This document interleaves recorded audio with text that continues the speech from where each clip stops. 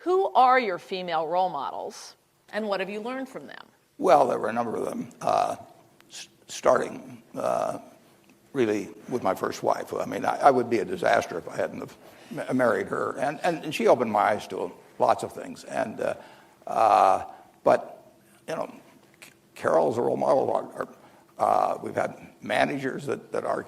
Katharine Graham was a terrific model. And I mention her in the article because Katharine Graham was the controlling shareholder, the CEO, chairman of the board of the Washington Post Company.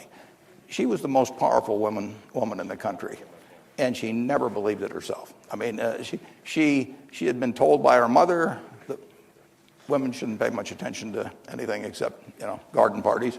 She'd been told by her husband that women were not as smart as men and couldn't really handle the same things.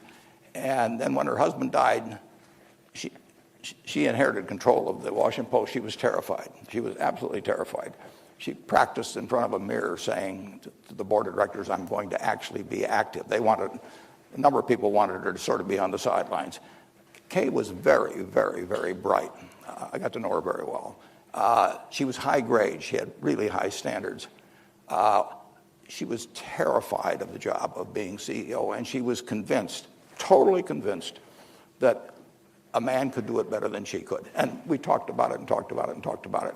And I said, you got to get rid of this funhouse mirror. You know, the world has placed this funhouse mirror in front of you, and it distorts you. That isn't you. We've got to get a real mirror up there that shows this person who's super high grade and lots of talent, and somebody I would pick, you know, to run a lot of things.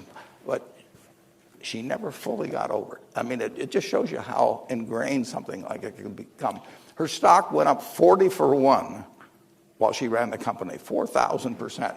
You'd think that'd make somebody feel pretty confident about themselves. It didn't. She won a Pulitzer Prize for her autobiography. You'd think that might make somebody pretty confident about themselves. It never got rid of the feeling in her stomach. And so it's so important that women get rid of those funhouse mirrors. You can't put limitations on yourself. And some men put limitations on themselves, too. I mean, it's not just limited to women.